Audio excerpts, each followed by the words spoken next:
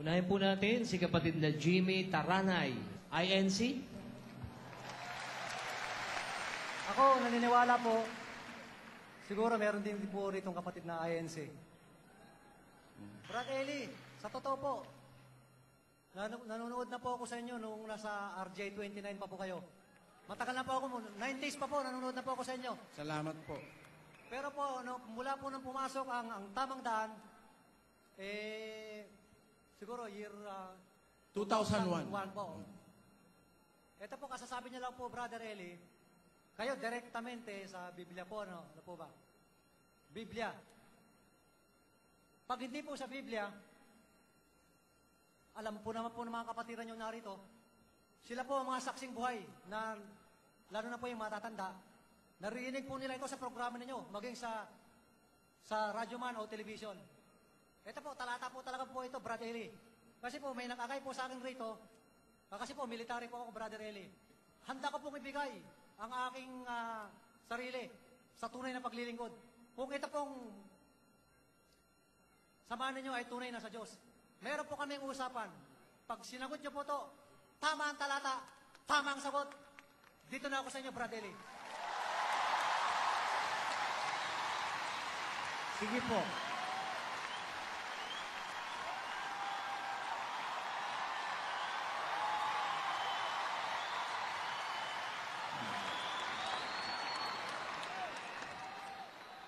Sa isang salita naman po, Brad Eli, kung hindi nyo masagot ng tama, ewan ko lang po sa kanya, pero sa awa ng Diyos po, sa amin naman po siya pupunta. Sige Isahan po. lang po yan. Matagal na po. Pwede po magtanong ng tatlo? Sige po, conforme Okay. naman po yun sa haba ng sagot eh. Okay. Unang pong tanong, talata po ito, nakasulat po doon sa kanila sa ano. Sabi po sa tamang daan nila, Karamil, sabi ko, may time na kontra-kontra po kayo. Ngayon, pumapanik na daw po kayo sa 150 contradiction. Pero isa lang po ang talata, kung maaari, kahit na isa lang. Sige po. Sa Marcos 14:50 po, may nagtanong po sa inyo, sino pong nagsitakas? Ang sabi niyo po, hindi po pwedeng ang tumakas ay ang mga alagad, kundi ang mga dumarakit. Pero sinagot niyo rin po yun sa isang pagkakataon. Sa pagkakataong yon, hindi po tumakas ang mga dumarakit dahil, ay tumakas mo muna ang mga dumarakit sa mga pagkakataong yun dahil meron hubot-hubad na tumatakbo at sa hindi po kalayuan, si Apostol Pablo ay sumusunod po habang si Kristo ay dinadakip na po, di ba? Hindi po si Pablo yun, kapatid. Sino po yun? Wala pa po si Pablo nung panahon na yun. Sino po yun? Hindi pa siya apostol. Ay, si Santiago po. Hindi, babasahin na lang po natin. Ano po yung tanong nyo muna? Marcos 14:50 po. Ano po tanong nyo ron? Kasi ang sagot niya po, imposible ho na iwan po ng mga alagad. Ang Panginoong Jesucristo sa Marcos 14:50. Hindi ganun ang sagot. Hindi po. Posible. Makuha po ito sa tamang daan kasi po nilalabas Hindi po ito ganon. sa tamang daan. Kasi alam nyo, sa tamang daan, lagi na lang pinapalitan yung sinasabi ko ron eh. Hindi po. Ganon yun eh. Mabuti, basahin natin. Basahin natin, kapatid na rin. At iniwan siya ng lahat at nagsitakas. Papansinin mo ang ulat, iniwan siya ng lahat at nagsitakas. Tama ha? Ito po, ang sabi niyo po, Sandali, kapatid. Bibigyan kita ng background there. Iniwan siya ng lahat at nagsitakas.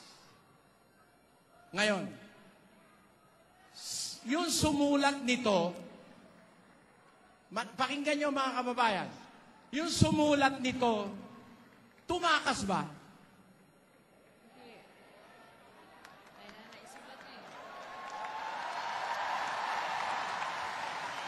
Yun lang, pinapapasin ko lang sa'yo. Yung sumulat nito, tumakas ba? Hindi naman niya sinabi, iniwan naming lahat siya.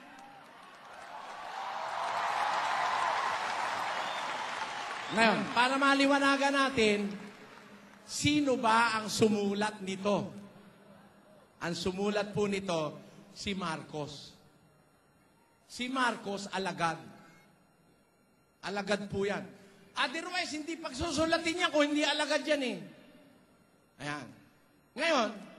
salitang iniwan siya ng lahat at tumakas, ang gusto kasing sabihin ng mga taga-Net 25, lahat daw ng mga alagad, lahat ng mga apostol, tumakas daw lahat. Dahil sa nabasa, iniwan siya ng lahat at nagsitakas. Wala naman nakalagay, iniwan siya ng lahat ng alagad at nagsitakas. Wala namang alagad eh. Ng lahat. O ngayon, sino ngayon ang natira? Hindi po yun ang tanong ko. Ang tanong ko po, sino po Hindi, ang kapatid. nagsitakas? Pagbigyan mo ako ng premise. Alam ko yung tanong mo eh. Alam ko yung tanong mo. Alam kong gusto mo akong ipitin. Pasensya na po, Hindi naman ako ganun kagago. Hintayin mo lang. Be patient. Unang-una, programa ko ito. Di ba? Hindi naman ikaw ang dapat masunod. Ako eh, di ba? Ngayon, iniwan siya ng lahat at nagsitakas. Walang nakalagay na alagad. Ang sabi ng pastor mo, ang mga alagad daw ang nagsitakas. Ha? Naiwan yung humuhuli. Pakikita ko sa iyo ang senaryo ngayon. Merong hindi umalis. Yung hindi umalis, yon ang nagsulat nitong aklat na ito. Alam mo kung bakit? May premise yan eh. Hindi sila basta nagsusulat. Ang mga alagad ni Kristo, hindi basta nagsusulat. Ang isinusulat nila, yung nakita nila at narinig. Pakinggan mo ha. Sa unang Juan.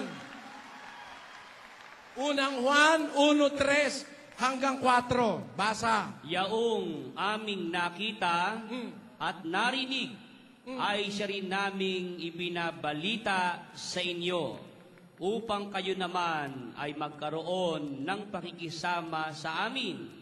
Oo, at tayo ay may pakikisama sa Ama at sa Kanyang anak na si Hesukristo.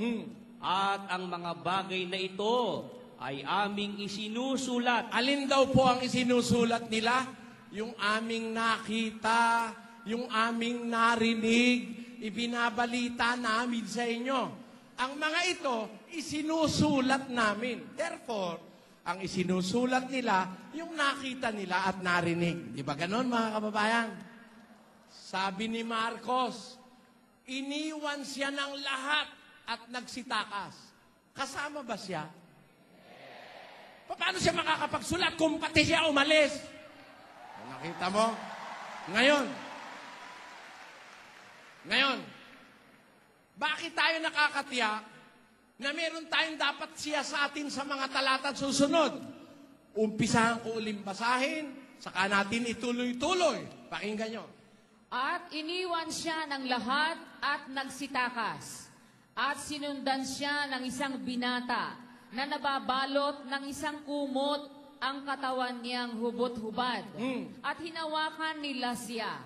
Datapwat kaniyang binitawan ang kumot at tumakas na hubot-hubad. Nakita nyo ha? Hindi naman pagdating ng mga sundalo, hinuli agad si Kristo. Maraming pangyayaring naganap eh. Yun ang pinapaliwanag ko.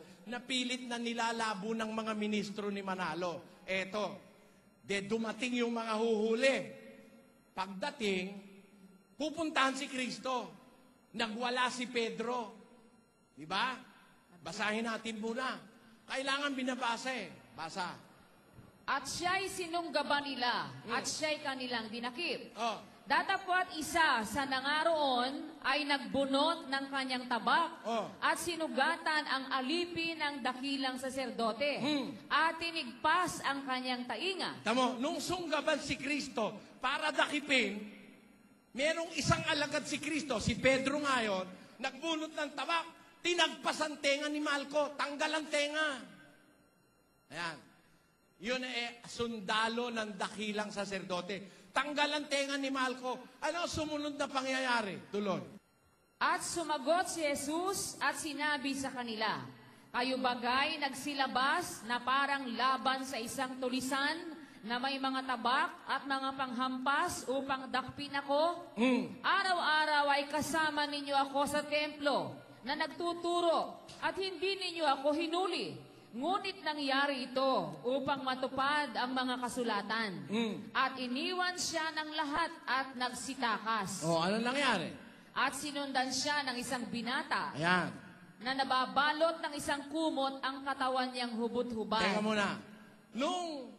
Nung siya'y huhulihin, merong alagad na nagtagpas ng tenga, yun nga yung si Malco. Di ba? Tapos, nagsalita si Kristo. Ano ba kayo? Manghuhuli ba kayo ng tulisan? Araw-araw kasama niyo ako sa templo, nagtuturo ako. Tapos nagsidating kayo ngayon, may mga panghampas, meron kayong mga tabak para kayong huhuli ng tulisan. Hindi naman ako hardened criminal eh. Ibig sabihin ni Kristo, parang yung ginawa sa akin ng NBI. Ha? Libel case lang naman, pumunta sa Apalit, 2:00 ng madaling araw ng Sabado, kasama yung pastor ng iglesia ni Manalo, ang dala ay mga grenade launcher at nakaarmas lahat. Para bang hardened criminal ang huhulihin? Libel lang naman yung demanda, walang kakwenta-kwenta. Ha? At katunayan nga, na walang kakwenta-kwenta yung libel na ipinail na yun, dinismiss na yun ngayon ang RTC ng Marikina.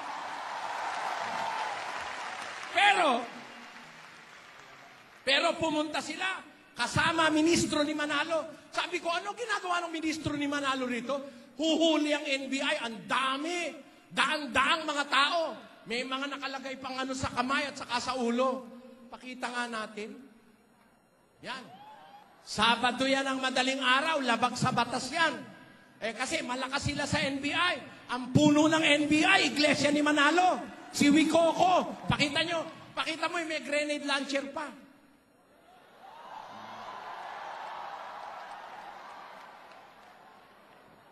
Parang huhuli ng kriminal na hardened criminal. Libel lang naman. 2:00 ng madaling araw, piyesta opisyal pa. Bawal sa batas. Kung malakas sila sa NBI, nilusob kami ron. Ang takot ng mga nakatira sa orphanage. Ganyan ang ibig sabihin ni Kristo, mga kababayan. Ano? Araw-araw nasa templo ko, nakikita nyo ko. Pagkatapos ngayon, naririto kayo, may mga taba kayo. Bakit? Kayo ba yung manguhuli ng tulisan? Ayan. Tingnan natin kung ano nangyari. Lilipat tayo ng ebanghelyo para makita natin ano na ginawa nung matagpas yung tenga, ano na nangyari sumunod. Basa. Lucas 22:50. At tinaga ng isa sa kanila ang alipin ng dakilang saserdote at tinigpas ang kanang tainga niya. Kanan pa lang nahagip ni Pedro, kanan. To. Yan. Ngayon. Tatapwat, sumagot si Jesus na nagsabi, pabayaan ninyo sila hanggang dito. At hinipo niya ang tainga ng alipin at ito'y pinagaling. Nung oras na yon, yung natagpas na tenga, ibinalik ni Kristo, pinagaling eh. Ano nangyari? At sinabi ni Jesus sa mga pangulong saserdote at sa mga punong kawal sa templo at sa mga matanda na nagsidating laban sa kanya, kayo'y nagsilabas na tila laban sa isang tulisan na may mga tabak at mga panghampas? Nang ako'y kasama ninyo sa templo araw-araw, ay hindi ninyo iniunat ang inyong mga kamay laban sa akin. Tatapwat ito ang inyong oras at ang kapangyarihan ng kadiliman. Ayan. Makikita mo, no? Hindi naman nung pagkahuli kay Kristo, huli na agad, hulihan na. Hindi. May nangyari, may intervals, may mga pangyayari na ganap na naga si Pedro. O tapos, pinag-aralan pa ni Kristo si Pedro, soli mo yan. Sa lalagyan mo, Pedro, masama yan. Ang nabubuhay sa tabak din mamamatay. Meron pang ganun sa ulat sa Ebanghelyo, no? Meron pang mga nangyaring mga intervals. Pagkatapos, pinagaling niya yung tenga. Ngayon, magaling na. Nagsalita ngayon si Kristo doon sa mga nanghuhuli sa Kanya. Araw-araw ako nasa templo, hindi nyo inunat ang kamay nyo doon sa laban sa akin. Tapos nandito kayo ngayon, meron kayong mga daladalang tabak. nangyari ito sapagkat ito ang oras nyo, ang oras ng kadiliman. Yan. Di merong nangyaring mga intervals. Yan. Ano sumunod? At kanilang dinakip siya at dinala siya at ipinasok siya sa bahay ng Pangulong Saserdote. Tatapwat sa malayo'y sumusunod si Pedro. Kita nyo? Nawala ba lahat ng alagad? Yun ang punto ko eh. Hindi naman lahat nagsitakas eh. Isa si Pedro. Bakit? Sumusunod siya. Isa pa, yung hubot-hubad. Balikan natin yung hubot-hubad na nakakumot lang. At sinundan siya ng isang binata na nababalot ng isang kumot ang katawan niyang hubot-hubad. At hinawakan nila siya. Oh. Datapwat kaniyang binitiwan ng kumot at tumakas na hubot-hubad. Kita nyo? Hindi naman agad-agad din nakuha si Kristo eh. Merong sumunod nung yung mga ibang alagad eh umalis na. At alam nyo kung sino pa ang umalis doon, tumakas? Yung humuhuli, si Malco. Ako kasi naniniwala mga kapatid, si Malco hindi na siya magpapatuloy sa gagawin niyang dadakpin si Kristo. Biro mo natanggal yung tenga mo, ibinalik ni Kristo. Meron ka pa kayang lakas ng loob na hulihin pa itong taong ito, pinagmilagrohan ka na. Yun ang punto ko. Yun ang punto ko. Hindi lang pinatutugtog nila ng buo yung ipinakikita sa Net 25. Eh, okay lang naman yun. Talagang ganun eh. Siraan yan eh. Ako, hindi ako naninira. Yung nasa Biblia, sinasabi ko. Naiwan ngayon itong alagad na nakahubot-hubad, na nakakumot. Eh, siya ngayon ang dadakpin ng mga siya ngayon ang dadakpin, hindi si Kristo dadakpin, siya ang hinahabol. Ang ginawa ng alagad, itong nakakumot na hubot-hubad, nagpupumiglas, iniwan yung kumot, nagtatakbo ng hubot-hubad. Sino yon? Si Marcos po yon. Si Marcos yon. Si Marcos po, si Marcos, mga kapatid, alagad. Oh, yung sinasabi ngayon, iniwan siya ng lahat at tumakas. Sino tumakas? Mga alagad, lahat tumakas. Hindi. Si Marcos naiwan. Si Pedro, sumusunod ng palihim. May mga nagsitakas. Pero ang alam nyo, isa sa tumakas, yung humuhuli sa kanya na naputol ang tainga. Yan. Yun ang sinasabi ko, hindi nakadetalye yan eh. Pero kung uunawain mo yung nasa Biblia, makikita mo eh. Tinan ninyo, bibigyan kayo, hahaba lang eh, no? Nagkakatipon sila, 12, pang-13 si Kristo, mahaba la mesa. Mahaba. Sabi ni Kristo, yung isa sa inyo, ipagkakanulo ako. Sabi niya, nagbulong-bulungan ngayong mga alagad. Sino yun? Sino yun? Sino yun? Sino yun? Hindi sila makapaniwalang isa sa kanila hindi sila maniwala. Ako rin, hindi ko alam eh. Meron palang Bernardo Santiago doon sa lamesa ko eh. Wala akong kaalam-alam doon. Kaya, sino yun? Sino yun?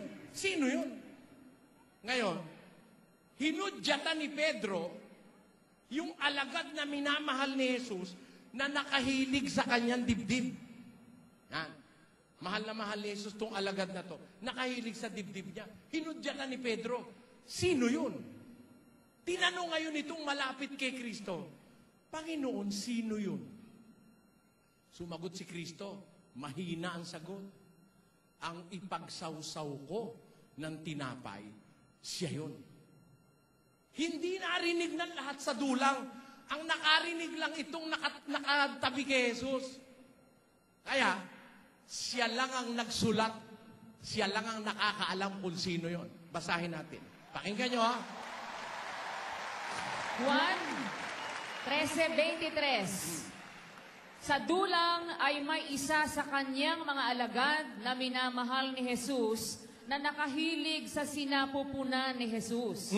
Hinudyatan nga siya ni Simon Pedro at sinabi sa kanya, sabihin mo sa amin kung sino ang sinasalita niya.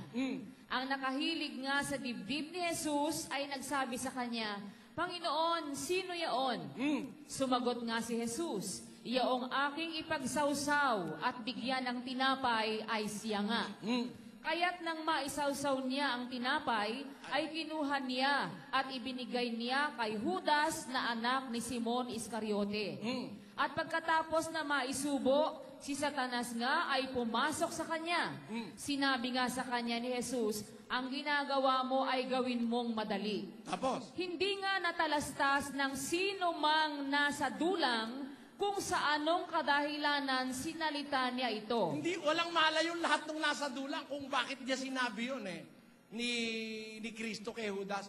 Ang iniisip mo, gawin mong madali. Hindi alam ng mga ibang nasa dulang, kung ba't sinabi ni Kristong, dalian mo na kung ano yung iniisip mo, pagkanulo mo na ako, ibig sabihin. Bakit? Ang nakakaalam lang yung nagsusulat ngayon. Kasi siya yung nasa tabi ng dibdib ni Jesus. Siya po si Juan. Ganon. Ganon natin dapat tignan ng kasulatan. Ganon natin dapat tignan. Bakit naisulat ni Marcos na may isang naiwang alagad na hubot-hubad? Kasi siya yun eh. Ayan. At, bakit alam nila si Pedro sumusunod? Palihim, patago. Kaya yung sasabihin, sabi ni Bularan, iniwan siya lahat ng mga alagad. Mali yun. Yun ang punto ko. Ngayon, sino ba ang tumakas? Yung humuhuli. Tumakas ba yung humuhuli? Ba't teka siya nahuli? Ang sinasabi kong tumakas na isa sa mga humuhuli, yung isang humuhuli na nataga ang tenga. Huhulihin mo pa ba naman? Ikaw naman, sobra ka naman tigas ng puso. No? Pinagaling ka na, sasama ka sa panghuhuli. Maraming tumakas. May alagad at mayroong hindi alagad. Kasama na doon si Malco. Yun ang kabuuang istorya nun. Ngayon, ang gusto ng iglesia ni Manalo, puntusan ako. Nasabi ko, ang tumakas yung mga humuhuli. Ganito yan, mga kababayan. Yan, hindi aral yan Yan, palagay mo, mali ako, no? Hindi aral yan Istorya yan Hindi naman pinapatupad yan Ang aral na may kinalaman sa kaligtasan, yung ipinapatupad sa'yo, yung pag-aabuloy, yung pagsasanta sena, yung mga kung ano-anong gampanin. Yan naman, hindi naman gampanin yan Ha? Hindi gampanin yan Ganon pa man, hindi lang, pinalalabo lang nila. Kasi siyempre gusto nila kung wasakin, papalabuin nila. Pero kung papatugtugin nyo ng buo, yung tape na pinagkunan nyo nun, and will not take it out of context, maiintindihan ng taong bayan yung karunungang sinasabi ko dun sa mga talatang nakasulat. Ngayon,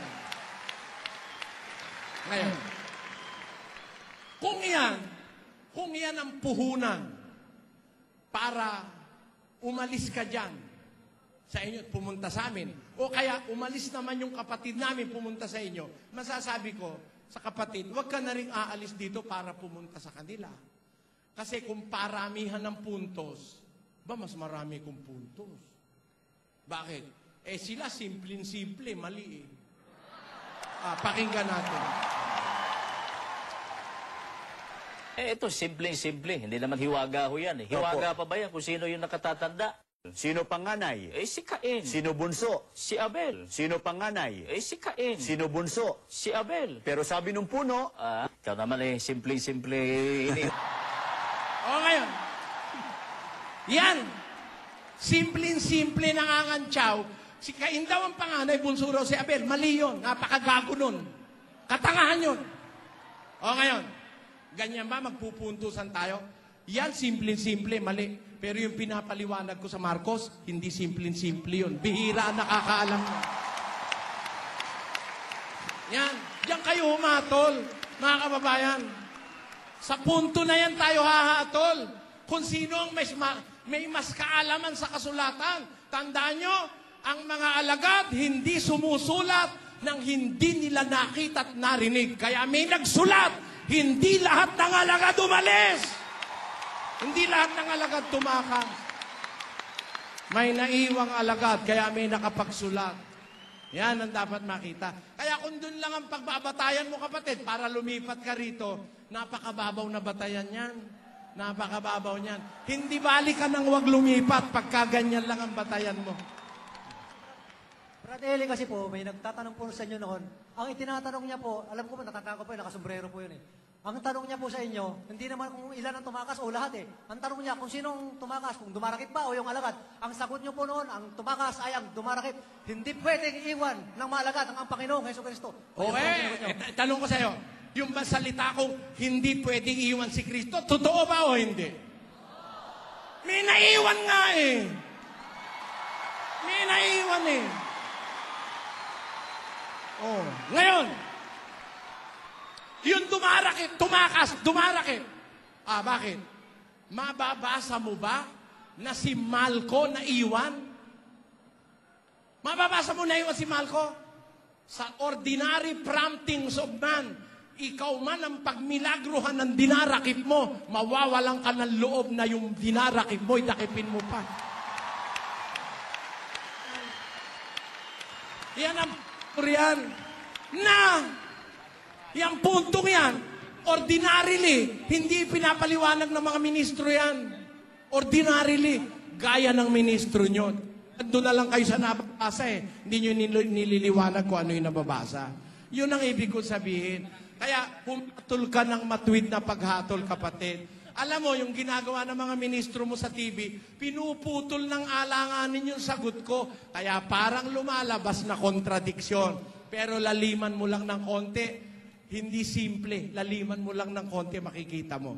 Eh kayo, hindi simple eh. Blatant eh. Sino ang binhi ni Abraham? Si Manalo. Pagkaraan na ilang panahon, sino ang binhi ni Abraham? Si Kristo lang, hindi si Manalo. O yan. Yan ba ang dahilan? Kaya ka lilipat sa amin? O ang kapatid namin lilipat sa'yo? Huwag na tayong magganunan. Magtanong ka na lang at mag-aral ka. Bahala ka kung gusto mong lumipat, kung hindi.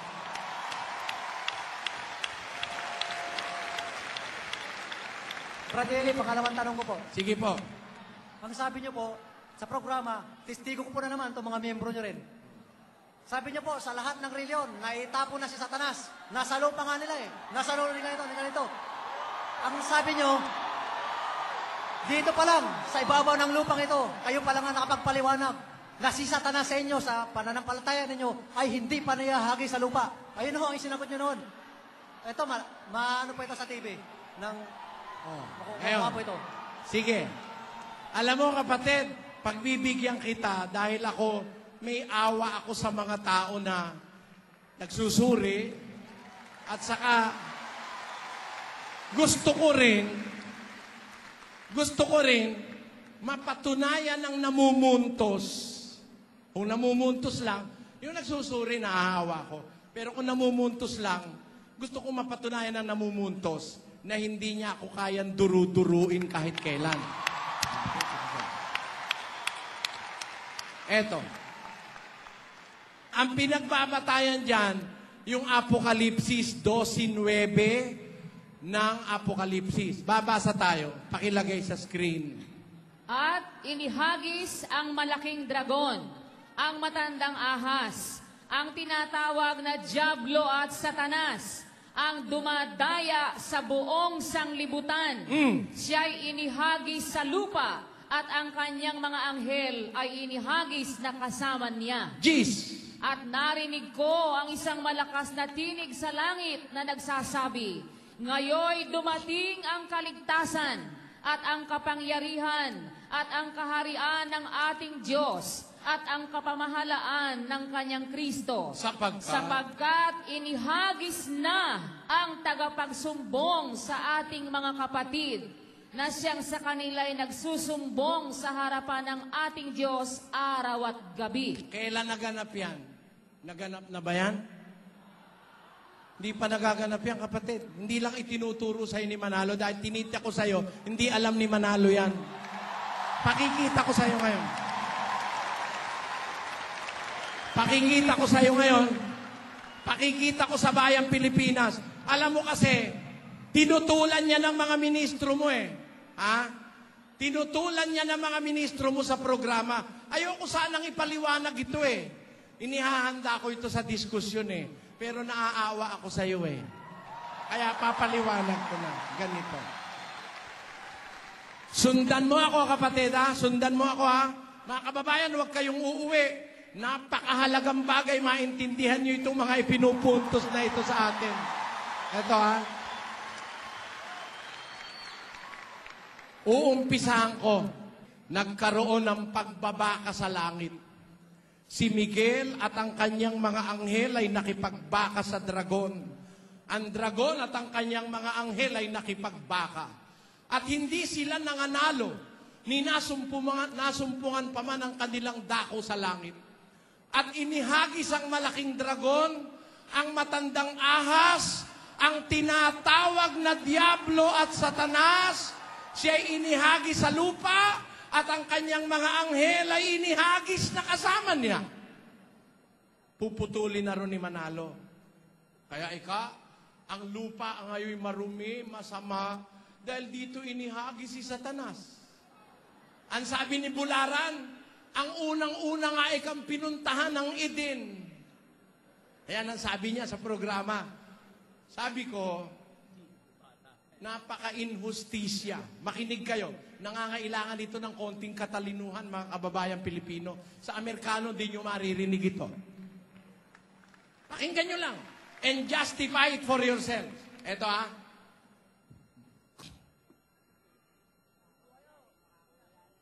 Sabi ng Biblia, nagkaroon ng pagbabaka sa langit. Kaya nung matalo yung dragon, inihagi sa lupa.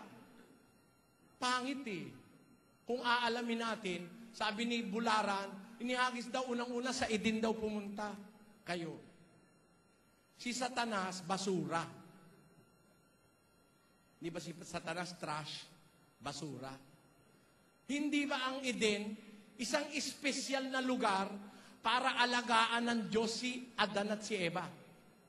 Kung ikaw ang magtatapon ng basura, itatapon mo dun sa espesyal na lugar. Tamo, hindi naman tayo nag-aral ng masyadong mataas. Diba, kapatid, ano? Napakaganda ng sagot. Pag ikaw ba dumumi, ilalagay mo sa sala. Napakatanga ng isang tao. Halimbawa, yung bahay mo, mahirap ka lang. Sala lang, tapos doon na rin mismo yung kainan, tapos meron kang kapirasong kwarto na ang kurtina lang ang pansara, pag eeba ka, yung pagtatai ka, ay babalot sa dyaryo, di ba, tinatapo fly away yun eh. Ganun, no? Doon sa mga squatters area, di ba ganun, ano? Ngayon, napakawala mo namang kaisip-isip. Pagkatapos mong tumae, ilalagay mo sa sala. Tama? Kumbaga sa bahay, yung Eden ng sala, bakit nung ihagis ang demonyo, sa Eden dinala? Yan. Yan ang tanong.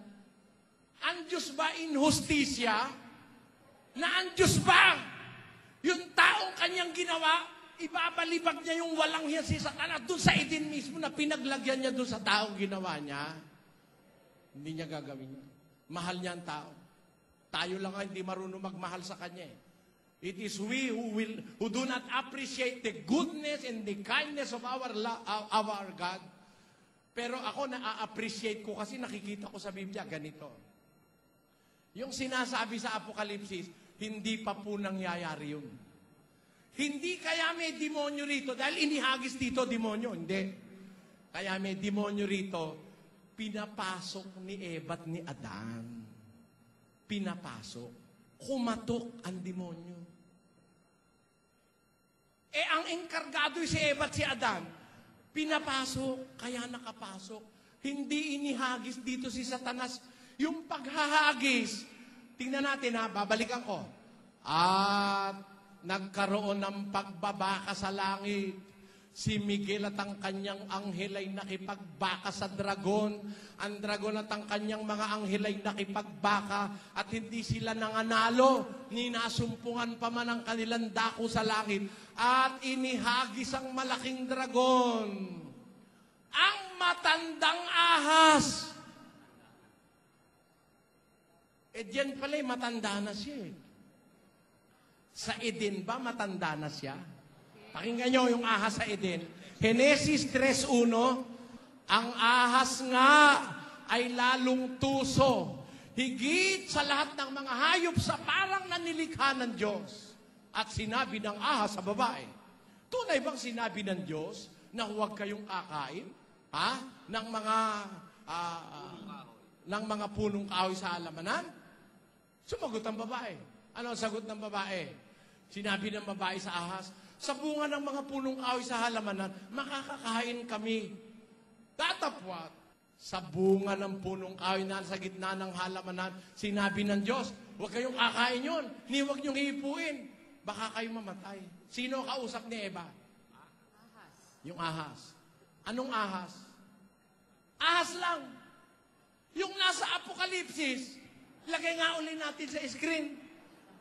Inihagis ang malaking dragon, ang matandang ahas. May matanda na pala yan eh. Sa makatid magkaibang senaryo yan, hindi yan yun sa Eden. Dito kasi tumanda na siya eh. O ngayon, para maintindihan nyo, baka kayo nananabik na sa gusto kong sabihin, o babalikan natin yung 9. Inihagis ang malaking dragon, ang matandang ahas, ang tinatawag na Diablo at Satanas, ang dumadaya sa buong sanlibutan. Napansin nyo? Buong sanlibutan nadaya niyan eh. E di hindi pa lang yan sa Eden.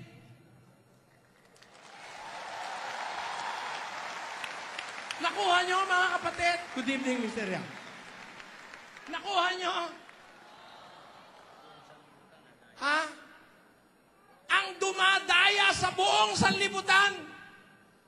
Wait, nakatapos na palang mandaya itong tarantadong to eh. Eh, sa Eden naman, wala pang tao eh. Wala pang tao sa Eden, dadalwa pa lang. Paano, nung ihagis sa Eden pumunta? Bularan. Hindi kasi alam ni Manalo yan eh. Yan. Eto.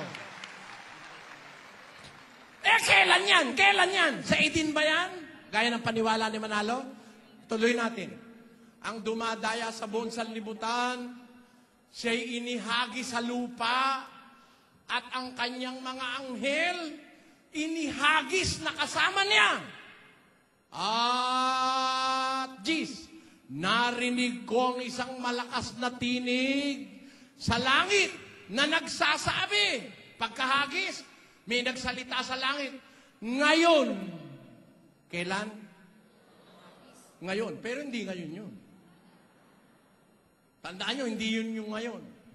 Nung makahagis na mahagis na, narinig ko ang isang tinig sa langit na nagsasabi, ngayon ay dumating ang kaligtasan at ang kapangyarihan at ang kaharian ng ating Diyos at ang kapamahalaan ng kanyang Kristo sapagkat inihagis na ang tagapagsakdal o tagausig sa ating mga kapatid na siyang sa kanila'y nagsasakdal at nagsusumbong sa harapan ng ating Diyos araw-gabi. Ano raw ang nangyari nung maihagis? Dumating na ang kaligtasan, ang kapangyarihan, ang kapamahalaan ng Kristo. Kailan ba mamamahala si Kristo? Doon sa umpisa ng 1,000 taon. Sa milenyo, mga kapatid. Doon siya mamamahala. Doon sa umpisa na yon, ng pamamahala, mag-uumpisa po yan sa pagkabuhay na mag-uli ng mga patay eh. Basahin muna natin para maintindihan nyo. Dumating ang kapamahalaan ng Kristo. Kailan yon? Basahin natin ang Apokalipsis 20, versikulo 4 hanggang 6. Basa. At nakakita ako ng mga luklukan at may mga nagsisiluklok sa mga ito. Sila'y pinagkalooban ng paghatol. At nakita ko ang mga kaluluwa ng mga pinugutan ng ulo dahil sa patotoo ni Jesus at dahil sa salita ng Diyos at ang mga hindi sumamba sa hayop o sa kanyang larawan man at hindi tumanggap ng tanda sa kanilang noo at sa kanilang kamay. At sila'y nangabuhay at nagsipagharing kasama ni Kristo sa loob ng 1,000 taon. Kailan mag-uumpisa yung 1,000 taon? Pag nabuhay na yung mga maghaharing kasama ni Kristo. Kailan ba yung pagkabuhay nung maghaharing kasama ni Kristo?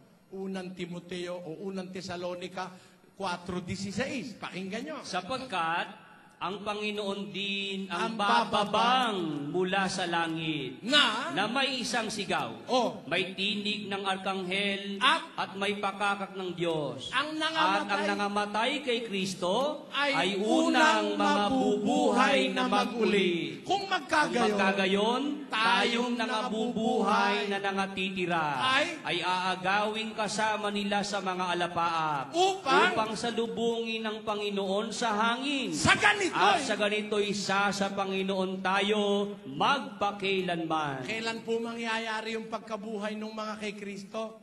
Pagbalik ni Kristo. Bumalik na ba? Pagbalik, bubuhayin. Pag nabuhay, bibigyan ng mga upuan ng paghatol. Hahatol sila. Maghahari sila kasama ni Kristo sa loob ng 1,000 taon. Pagkatapos ng 1,000 taon, alam nyo no mangyayari. Pagkaraan sa 1,000 taon, kakalagan si Satanas. Binalibag na kasi siya eh.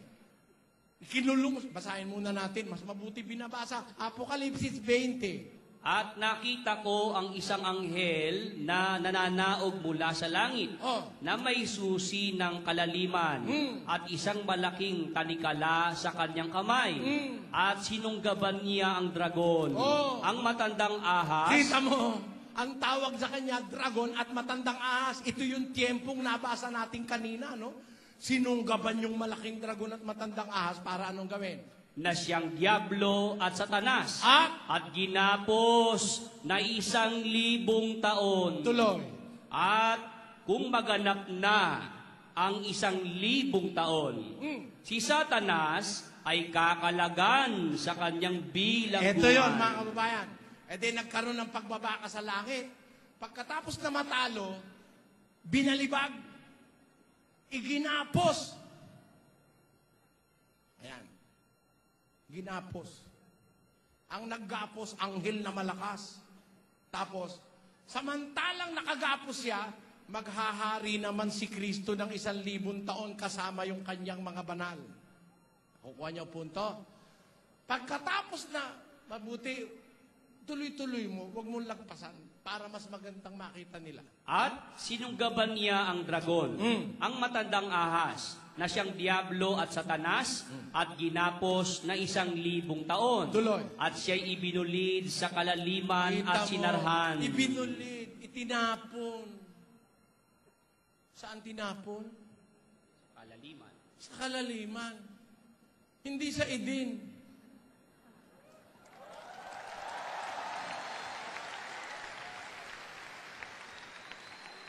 Lalabas naman, walang awa ang Diyos sa tao. Nilikha niya yung tao, nilagay sa Eden, tapos nilagyan ng tarantado. Yun ang paniwala ni Manalo. Yun ang tinuro niya kay Bularan. Mali. Nung ihagis pala yan, dinala sa kalaliman, tapos ginapos, tapos sinarhan. Ano, tuloy natin, tuloy. At tinatakan ito sa ibabaw niya upang wag nang magdaya pa sa mga bansa hanggang sa maganap ang 1,000 taon. Tuloy. Pagkatapos nito, ay kailangan siya'y pawalang kaunting panahon. Ayan, pagkatapos sa 1,000 taon, kailangan siyang pawalang kaunting panahon. Konti na lang ang panahon na nakatira, papawalan siya, pero konti na lang. Kasi wawakasan na ang mundo nung tiyempo na yon. Balikan natin ang 12:9. At inihagis ang malaking dragon, ang matandang ahas, ang tinatawag na Diablo at Satanas, ang dumadaya sa buong sanlibutan. Siya inihagis sa lupa at ang kanyang mga anghel ay inihagis na kasama niya. At narinig ko ang isang tinig na mula sa langit na nagsasabi, ngayoy dumating ang kaligtasan, ang kapangyarihan at ang kaharian ng ating Diyos at ang kapamahalaan ng kanyang Kristo sapagkat inihagis na ang tagapagsumbong sa ating mga kapatid na sa kanila ay nagsusumbong sa harapan ng Diyos sa araw at gabi. At siya'y kanilang Dinaig. dinaig dahil sa dugo ng kordero. At dahil sa salita ng kanilang patotoo. At hindi nila inibig ang kanilang buhay hanggang sa kamatayan. Kaya't mga gala kayo o mga langit. At Kayong nagsisitahan nagsisitahan dyan sa aba ng lupa at ang dagat, sapagkat ang diablo'y bumaba sa inyo na may malaking galit, sapagka alam niya na kaunting panahon na lamang mayroon siya. Sa makatid yung tiyempo niyan, konti na lang ang panahon niya. Yung konti na lang na yon, yun ang pagkatapos ng 1,000 taon. Hindi pa naman nag-uumpisa yung 1,000 taon. Kailan mag-uumpisa yung 1,000 taon? Pagbabalik ni Kristo sa pagkabuhay na mag-uli ng mga kay Kristo. Kaya hindi pa po nagaganap yan, kapatid. Ngayon masasabi nung iba, ba't nakakapagdaya si Satanas sa lupa? Hindi pa pala siya hinahagis. Hindi naman siya kailangang ihagis. Malaya pa siya ngayon Malaya. Tenyo, nag-usap sila ng Diyos. Alam niyo pinag-usapan? Ito ay hindi chismis na pag-uusapan lang. Oleo, walang labis, walang kulang. Hindi kagaya sa Net 25, pinuputol, kinukulang. Eto hindi chismis ito. Ito hindi chismis. Ano na nga yung sabi ko kanina, naitatanong ko, kapatid. Hindi po kailangang ihagis siya. Ano? Si Satanas po, hindi kailangang ihagis para po makarating sa lupa. Hindi kailangan ihagis para makarating sa lupa. Alam niyo bakit? Meron siyang freedom Nag-usap sila ng Diyos. Hindi chismis to. Basahin natin. Job 1:6. Isang araw nga, nang ang mga anak ng Diyos ay magsiparoon na magsiharap sa Panginoon, na si Satanas ay naparoon din naman na kasama nila. At sinabi ng Panginoon kay Satanas, saan ka nanggaling? Nang magkagayoy sumagot si Satanas sa Panginoon at nagsabi, sa pagpaparoot parito sa lupa at sa pagmamanhik manaog doon. Kailangan bang ihagis yan Meron kaya ang magpatig panaog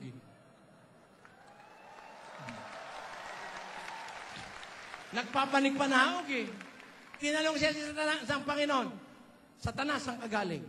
Sabi niya, di ba nandiyan kapatid, Sabi ni Satanas, sa pagpaparoot parito sa lupa, sa pagpapanhik panaog doon, malayang-malaya siya Bakit?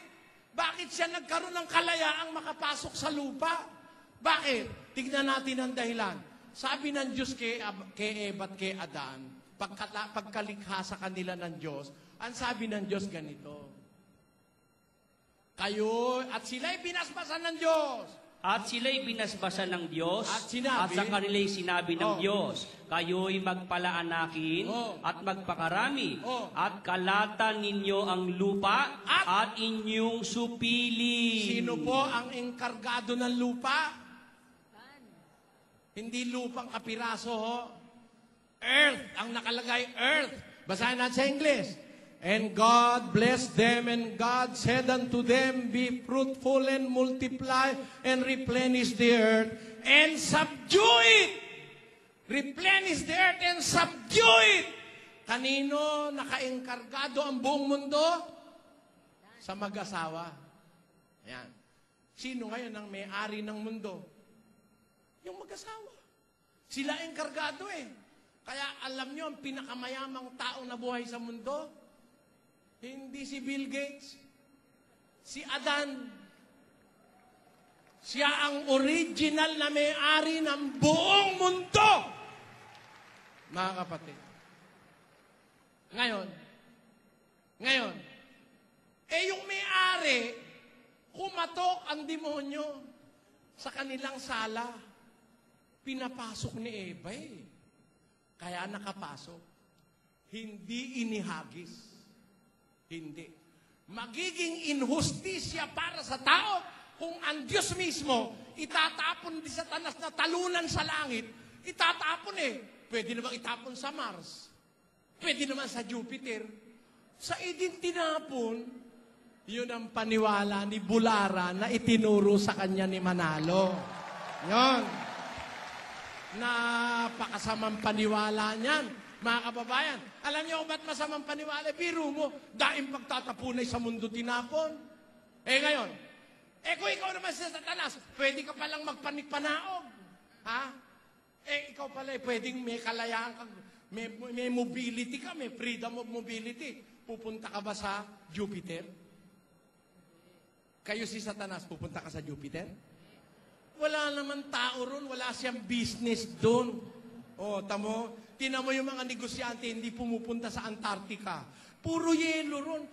Yung McDo, walang branch sa Antarctica ang McDo. Nakita nyo?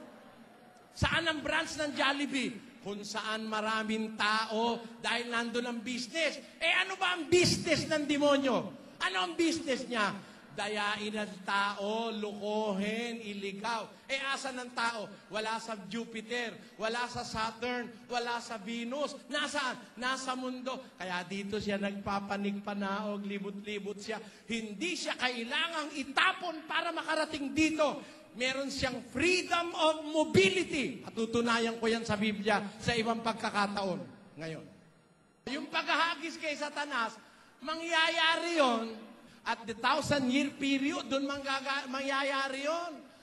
Matatalo siya kasi may magkakalaban sila sa langit Yan.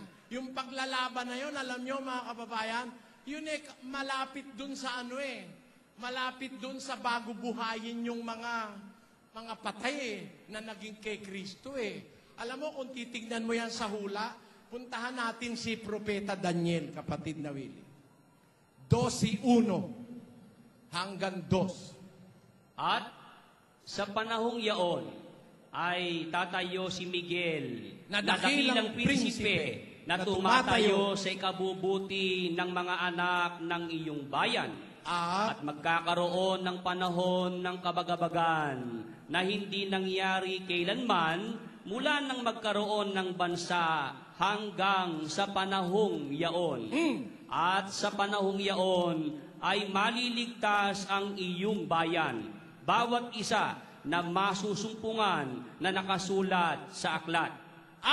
At marami sa kanila na nangatutulog sa alabok ng lupa ay mga gigising. Ang iba'y sa walang hanggang buhay, at ang iba'y sa kahihiyan at sa walang hanggang pagkapahamak. Kailan po tatayo si Miguel? Ayan, nakasulat sa hula pa lang. Tatayo si Miguel sa panahong yaon. May panahon tinutukoy. Kailan? Yung panahong malapit na buhayin ng mga patay. Doon nga sila mag-aaway sa langit nakita ni San Juan nagkaroon ng pagbabaka sa langit. Tingnan muna natin. Ba't ba nagbaka? Nako, napakagandang istorya nito kung pwede ko lang tapusin. Ba't nagbaka? Nakita ang isang dakilang tanda sa langit. Isang babae! May babae. Alam niyo, yung babae, talagang laging pinaglalabanan niyang babae. Sa bagay, meron din naman babaeng nagsasabunutan dahil sa lalaki. Di ba? Pero karaniwang pinag-aawayan babae. Isang dakilang tanda nakita sa langit, isang babae nararamtan ng araw, ang buwan nasa ilalim ng kanyang paa at siya'y mayroong putong na 12 bituin. At siya'y nagdadalang tao. At siya'y sumisigaw na nagdaramdam sa panganganak. At sa hirap upang manganak. Tuloy. At ang ibang tanda ay nakita sa langit. Ano yun? At narito, ang isang malaking dragong mapula na may 7 ulo at 10 sungay. Ganun pala nag-umpisa yan Merong nakitang tanda sa langit, isang babaeng nagdadalang tao. Ang kanyang damit parang araw. Ang buwan sa ilalim ng paa niya, meron siyang putong na 12 bituin. Nagdaramdam siyang manganganak. May nakitang ibang tanda. May nakitang malaking dragon na mapula. Nakaabang dun sa manganganak na babae. Napakawalang yan itong dragon na ito. Walang kamodo-modo. Alam mo kung saan nag-abang? Tuloy. At kinakaladkad ng kanyang buntot ang ikatlong bahagi ng mga bituin sa langit. At ipinaghagis sa lupa. At lumagay ang dragon sa harapan ng babaeng manganganak na. Upang lamunin ang kanyang anak pagkapanganak niya. Nakikita nyo? Yung babaeng manganganak, inaabangan. Siguro, nagle-labor yung babae. Nakaabang ng walang yan diablo. Pagkalabas ng anak niya, lalamunin. Ano nangyari? At siya'y nanganak ng isang anak na lalaki na maghahari na may panghampas na bakal sa lahat ng mga bansa. Tuloy. At ang kanyang anak ay inagaw na dinala hanggang sa Diyos at hanggang sa kanyang luklukan. At tumakas ang babae sa ilang na doon siya ipinaghanda ng Diyos ng isang dako upang doon siya ampuning 1,260 araw. Tuloy. At nagkaroon ng pagbabaka sa langit. Doon pala yan magaganap yung pagbabaka na yun. Pagkapanganak ng babae, inaabangan niya yung panganganak, inagaw yung anak, dinala sa langit sa Diyos. Nagalit ngayon itong diablo. Sinundan yung anak ng babae. Yung babae naman tumakas sa ilang para siya'y ampunin doon na 1,260 days. Doon sa loob ng panahon na yun, pumunta naman ang demonyo, inabol yung anak na ipinanganak ng babae. Pinagtanggol ngayon ni Miguel Arcangel. Nagkaroon ng pagbabaka sa langit. Si Miguel at ang kanyang anghel nakipagbaka sa dragon. Natalo, inihagis ang matandang ahas. Yan na yun. Kailan yan? Pagkapanganak ng babae. Sabi naman ng Katoliko, yung babae na yan, yan si Maria. The woman clothed with the sun. Naku, isa na namang malaking katarantaduhan yan. Si Maria raw yun. Bakit? Nung bang si Maria ay manganak, yung ipinanganak ba niya, inagaw agad, dinala sa langit? Hindi. Lumaki pa si Kristo, nangaral pa nga eh. Kaya hindi si Maria yan. Yan ay isang simbolikal na babae. Hindi alam ni Manalo yan. Kaya nga, ang paniwala niya, nangyari na yan. Paniwala ni Manalo, nangyari na yan, naihagis na ang diablo eh. At dinala pa sa Eden. Mali. Diyan, pinakikita ko lang sa inyo, siguro meron mga parte suspense, pero alam ko, nauunawaan nyo ako. Ito'y mangyayari pa lang, mga kababayan, sa hinaharap ng ating panahon. Kaya, yung pagbabalibag sa diablo, that is, kumbaga sa pelikula, coming soon. Kay Manalo, yan ay tapos na. Mali.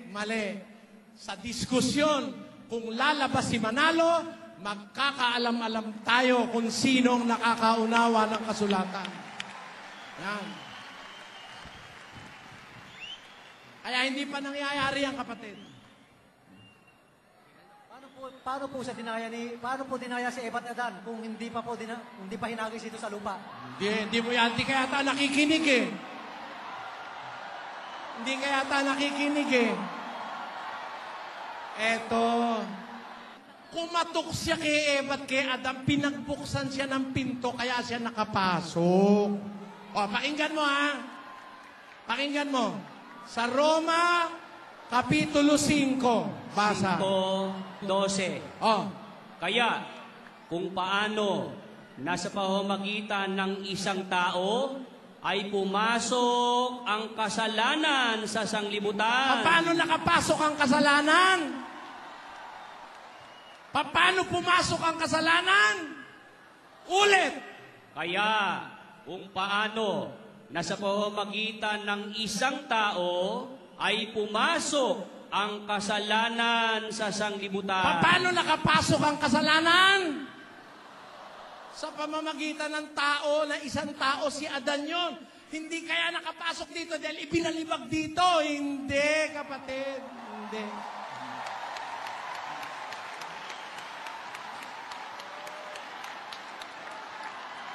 Ibig sabihin po nun, Brother Eli, si Eva at Adan, Pag hinagis na sa Satanas dito, saka palang dadayain. Hindi ko nakuha. Hindi po naiintindihan at ayaw pong umintindi nung nagtatanong. Hindi po kailangang ihagis ang demonyo sa lupa para makapandaya. Ang demonyo po pumunta sa lupa, pinapasok ni Adan. Yun po ang sagot ni Brother Eli. Pinapasok siya, kapatid. Hindi siya inihagis kaya siya nakapunta rito. Pinapasok siya ng may-ari ng lupa.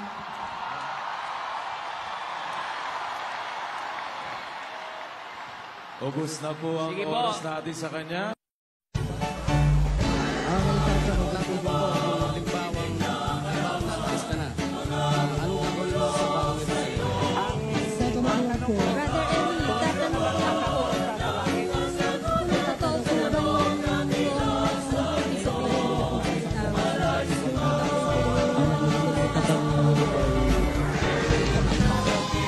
Mag-isip po kayo ng lahat ng tanong na may kinalaman sa kaligtasan, papasahin ko sa inyo ang sagot sa Biblia. Kung gusto mo ng kumpletong sagot, itanong mo. May sagot ang Biblia. Nakasulat kumpleto, walang bawas, walang labis, walang kulang. Kaya ang sabi ng mga apostol, matuto kayo sa amin, huwag hihigit sa bagay na